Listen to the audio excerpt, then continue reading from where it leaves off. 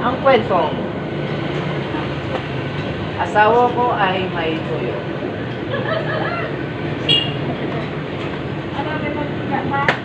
Tapos, Nagkakilala po sila sa isang online online apps. Nang matapos yung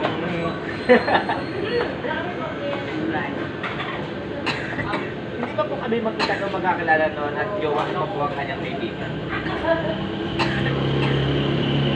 At dahil sa Shopee, kami po ay nagkatuluyan. Habang ako po ay nananahi sa night time, siya po ay nag-chat na pupunta siya doon.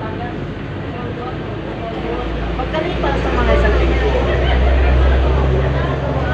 malaman ko, malapit na siya sa piling ko.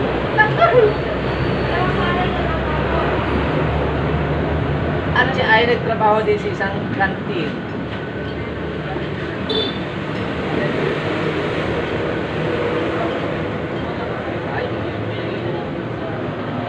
Tapos, nag-chat ko siya, napupunta siya sa akin. At ako naman po ay tigang noon. At agad ko siya pinapunta at kami naglabing-labing. Makalipas ang araw. Bumalik siya sa kanyang trabaho. Ilang oras lang bumalik rin sa akin. Yung pala'y na-miss ang aking puti. Hindi siya umalis.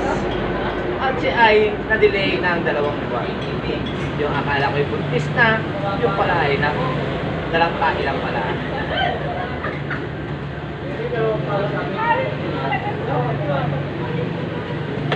At kami po ay gipit na gipit sa taytay.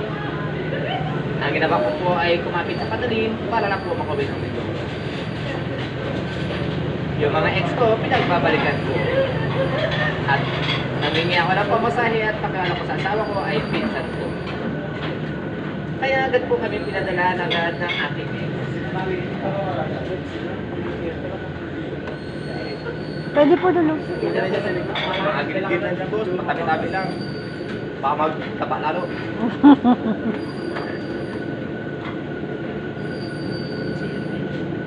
Yung nakauwi na po kami dito sa Mindoro, ako po ay nagbakal po din ng mga 2 pito. At siya po ay nagtrabaho dito sa Parisan. At sinama na ako dahil nalulugi na aking negosyo. Puro short na lang sa junk shop, wala nang matira. Kaya po ngayon ay nandito kami sa Parisan mag-asawa. Ang dami na 700 a day, 2 na po kami. Pagkasahod, wala nang tira. Wala pa po kami naiipon. Ngunit pinaipon naman po kami sa isang sandaan. At kami nagkatampuhan. At ang kanyang alkalya ay aking binutan.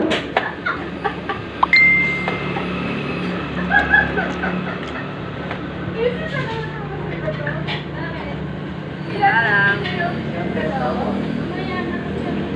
Kwento yun. Mr. Romantico nga eh.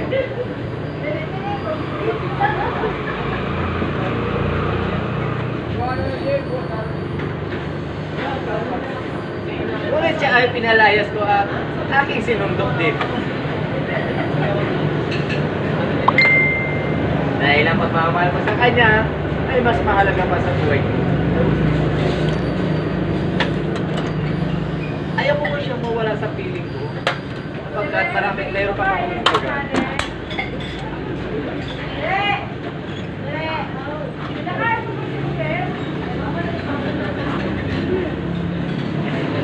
Okay, natin yung pala-explain ko eh, doon sa Mr. Romantico. Eh, maraming malalay siya. Ha? Hirap na eh. Bakit yung hirap na?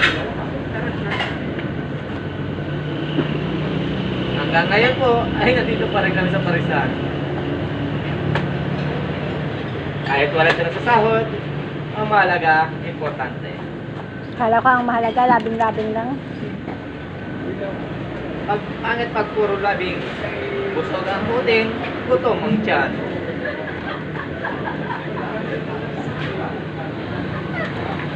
Wag ibog ipairal.